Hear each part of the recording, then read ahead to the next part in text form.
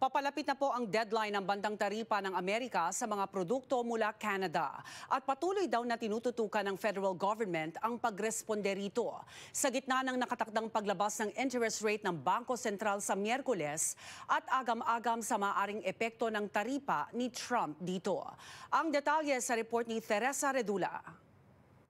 We will be ready for day one. And we've been saying that. And we are ready. Ilang tulog na lamang bago ang February 1, ang araw kung kailan itinakda ni US President Donald Trump ang pagpataw ng 25% taripa para sa mga produkto mula Canada at Mexico. At ayon sa Canadian Foreign Affairs Minister, handa raw ang kanilang gobyerno para tugunan ng taripa, pero nananatiling prioridad ang maiwasan ang pagpataw nito. We believe that our arguments are strong. I think that I've had numerous conversations where the reaction was actually very positive. But meanwhile, there's still a lot of work. This administration in the U.S. is very unpredictable, so we have to be ready and working on both fronts. Like I was saying, preventing tariffs and at the same time working on our resources. Ayon kay Jolie, babalik siya sa Washington ngayong linggo para makipagpulong kay US Secretary of State Marco Rubio at kay Border Czar Tom Hammond.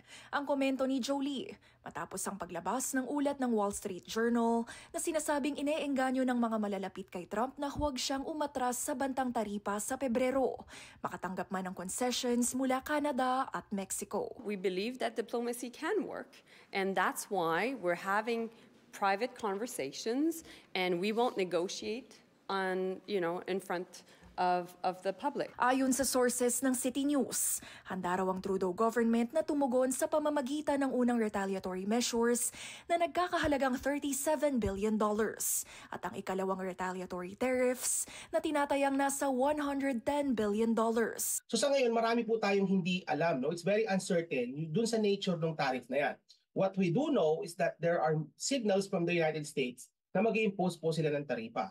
But in terms of yung extent ng tariff, kung gaano siya tatagal at kung ano mga sektor ang matatamaan, sa ngayon po hindi natin yan alam. Ayon sa ekonomistang si Michael Batu, mas magiging maingat ngayon ang Bank of Canada sa kanilang unang interest rate decision ngayong taon na nakatakdang i-anunsyo sa Miyerkules. Kasi po ang basihan nila ng decision na yan, yung galaw po ng pangkalahatang ekonomiya, yun pong inflation natin sa ngayon na medyo mababa na, yung unemployment, no? At yung mga mixed signals na nakukuha nila sa Estados Unidos. We don't know its effective kasi hindi pa naman po nai-impose sa atin. No? So we don't know kung mag-create ito ng inflation, kung gaano kalaking inflation.